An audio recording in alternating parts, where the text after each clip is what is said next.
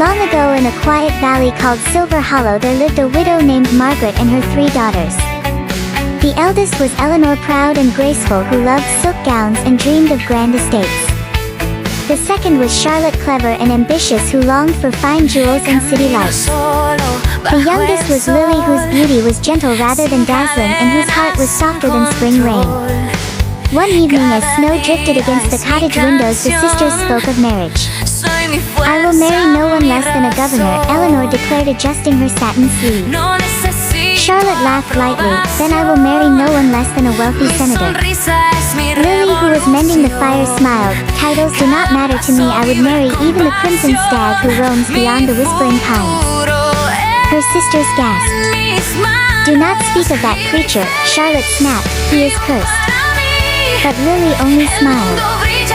The very next week a polished carriage arrived bearing the governor himself. Eleanor was married in a grand ceremony and taken away in lace and pearls. Soon after, a shining motorcar carried off Charlotte to wed a powerful senator in the capital. Margaret and Lily were left alone in the little cottage. Then one cold dawn the earth trembled, hooves struck the frozen ground. At the door stood a magnificent crimson stag, tall as a warhorse, his antlers branching like lightning. Margaret wept. Lily trembled, but she remembered her words. "I gave my promise," she whispered, "and I will keep it." She stepped forward in her simple blue wool cloak and placed her hand upon the stag's neck. His fur was warm. Without a word he lowered himself and she climbed upon his back.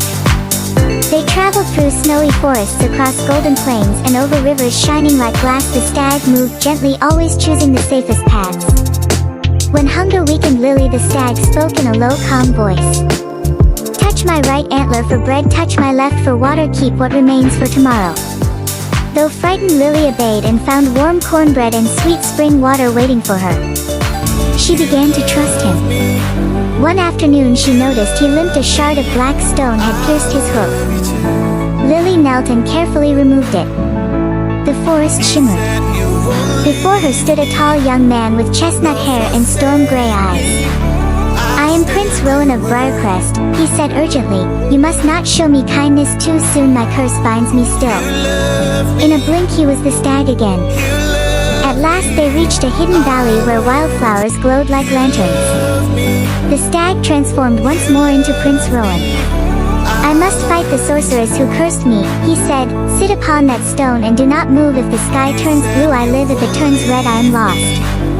He vanished into the woods. Lily waited. Hours passed. At sunset the sky shimmered blue. But Rowan did not return. After 3 days Lily rose. "I will find him," she said.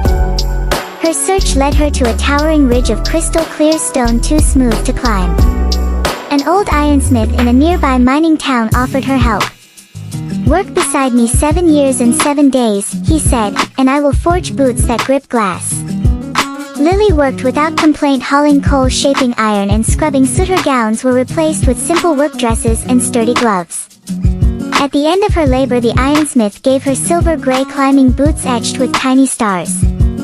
With them she scaled the glass ridge. Beyond the ridge stood a grand manor in the city of Briarcrest. There she saw Rowan alive, but standing beside a beautiful woman in a shimmering scarlet gown. It was the sorceress disguised, preparing to marry him. Heartbroken but brave, Lily remembered 3 acorns an old forest woman had once given her during her travels. "Break them when despair is deepest," the woman had said. Lily cracked the first acorn. Inside was a golden music box that played a haunting melody. The sorceress desired it and bargained for 1 night in Rowan's chamber in exchange for postponing the wedding. But the sorceress secretly gave Rowan a sleeping draught. All night Lily sang beside him, but he did not wake. The second acorn held a crystal lantern glowing with moonlight. Again the wedding was delayed. Again Rowan slept. Finally Lily broke the last acorn. Inside was a small silver locket that glowed with a pure blue flame. Desperate to own it, the sorceress granted 1 final night. But this time Rowan's loyal valet warned him. When the sorceress brought the drink, Rowan pretended to swallow it and poured it into the fireplace instead.